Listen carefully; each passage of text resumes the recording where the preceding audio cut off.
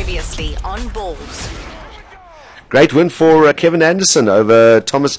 Now, Rob, how do you pronounce it? Is it Burdick or Burditch?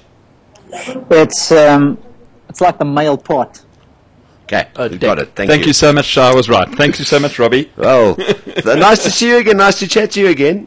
Easy, bud. You're one of our Bulls favourites, and two of our people going, Robbie doesn't want to talk to us anymore. They were devastated. I said, no, of course not. Rob will talk to us when there's stuff going on. He'll let us know, as you did. So thanks for that. And what a tournament for Kevin so far, eh? No, listen, I'll tell you what, he's been playing well. He played really well last week against Del Potro. He should have beaten him. Second set tiebreak, he had all kinds of chances there.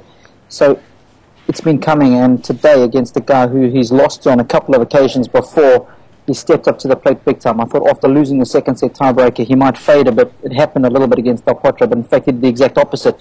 Stepped up and played even better. So that's a great sign there. So this is signs of a graduation of Kevin Anderson. I mean, we see tennis players, they get to a level, it's the great ones that will always manage to up it and then go to the next level and the next level. So this is part of his graduation. He's still a youngster, he's still got a lot of tennis ahead of him, and this is what you want to see happen. Absolutely, and he's adding to his game, which is important. And we've said for a long time, the one thing that he really needs to do is add good forecourt ability, be able to finish points off volleying at the net and stuff. And he hasn't been able to do that, and that's something that I've seen a huge improvement in the last 2 or 3 months. And I think that was the difference today between winning and losing. The fact that when he had the guys on the ropes, he was able to come in and finish the point off at the net. And I think in today's game, you've got to have that dimension, because there's so many guys that are so good from the back of the court. It's good to see Kevin adding all the time, because that's what the good players do. They're continually metamorphosizing their game. Yeah, absolutely. That's who's coaching him, by the way? Louis Fossler, a good buddy of us from Joburg. Okay. Yeah, Louis based in the States now, so they spend a fair bit of time together. So it's good that he's investing in himself. One of the biggest regrets I had during my playing days was not investing enough money in myself. You're always trying to save as much as you possibly could for a rainy day. But I think it's so important, and that's one of the most crucial pieces of advice that I give to young tennis players and even young sportsmen in general. Where possible, try and invest in yourself. It's tough in the early years when you're nickel and diamond out there, but if you can, you've got to do it, and I think that's what Kevin's done well. All right, yeah. I mean, it's a ballsy thing to have to do, because it's the same as your sort of early pro golfers. Excuse the terminology, but that's what it's all about. I mean, it's you talk about the young pro golfers having to look in this day and age. If you're in the top 100, you're making $1 million. But back in the day, when you got onto the pro circuit, the same thing. You had to save every nickel and dime, because you didn't know if you'd ever make a cut, how far you'd go in the business. There are no guarantees in either sport, golf or tennis. It's an individual sport. So you'd probably tend to want to save up a little bit for that rainy day, as opposed to saying, right, I'm putting whatever I've got into my sort of future and where I want to go.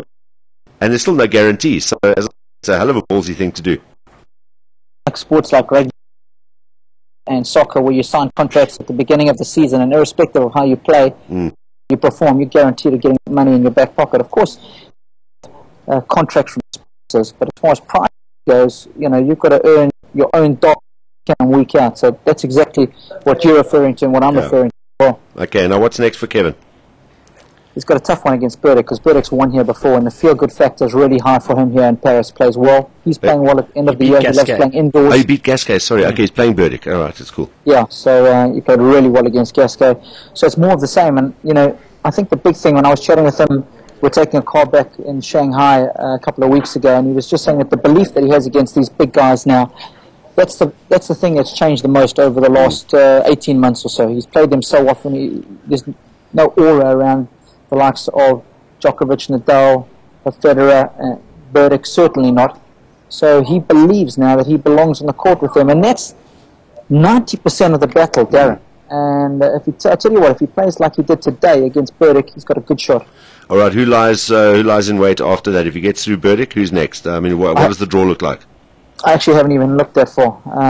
There's so many matches on the schedule today, but irrespective of who he plays, it's going to get tougher. These Masters 1000 are packed with the top 50 guys in the world. If your ranking's not inside the top 50, you don't get into these events. So it's only going to get tougher. But, of course, this week, there are a couple of gaps in the draw, with Federer not playing, because he's pulled out, wants to save a bit of his energy, and he's got a couple of aches and pains. Of course, we know Nadal is out, and Djokovic is in trouble right now as we speak. As I look over at the scoreboard, he's locked in a third set battle with Sam Querrey. So perhaps another one of the big boys could be out there. And of course, Andy Murray hasn't played for a few weeks. So, definitely this tournament is a little more open than what it has been for the last couple of years. What's the latest on Nadal, Rob? Do we know when he'll be back? We do. He's not playing obviously in London, and he's not playing in the Davis Cup final. So the first tournament that he's scheduled to be back for is the exhibition they have in Abu Dhabi right at the end of the year, just before New Year. And then he's going to go from there generally straight to Doha. So that's kind of the pattern he's going to follow. Apparently he's hitting balls, but he's not match fit yet.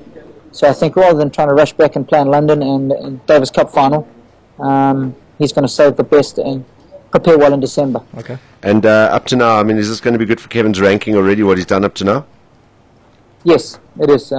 He's pretty close to a career high. If he does well here, I think certainly one more round, he's able to beat Burdick. Definitely he'll end the year at a career best year-end ranking, which is great because it just gives you that additional motivation going into the off-season to train harder.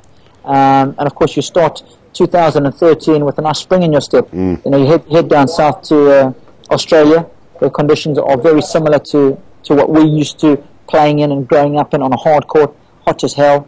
It's good for us guys to go down there. We often catch the European guys off guard because they've been at home. They don't want to go and travel and practice in warm areas. They just want to stay at home for a couple of weeks. So they come from the European winter and are sometimes undercooked as far as preparation is concerned. Awesome stuff. We'll wish Kevin all the best as he progresses in the tournament. Thanks for giving us the heads up, and thanks for taking some time out to have a chat to us, Rob. Always a pleasure.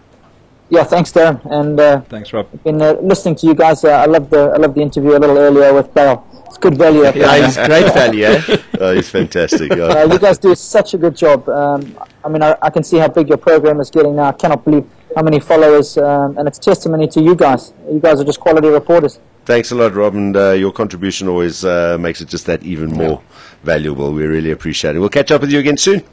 Okay, boys. Keep us posted. Thanks, Robert. Cheers, man. There we go. Rob Koenig joining us on Skype from the Masters tournament, where Kevin Anderson has dispatched Richard Gasquet.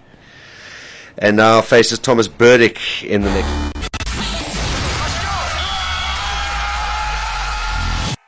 2 p.m. to 6 p.m. Mondays to Fridays live on balls.co.za. Balls.co.za.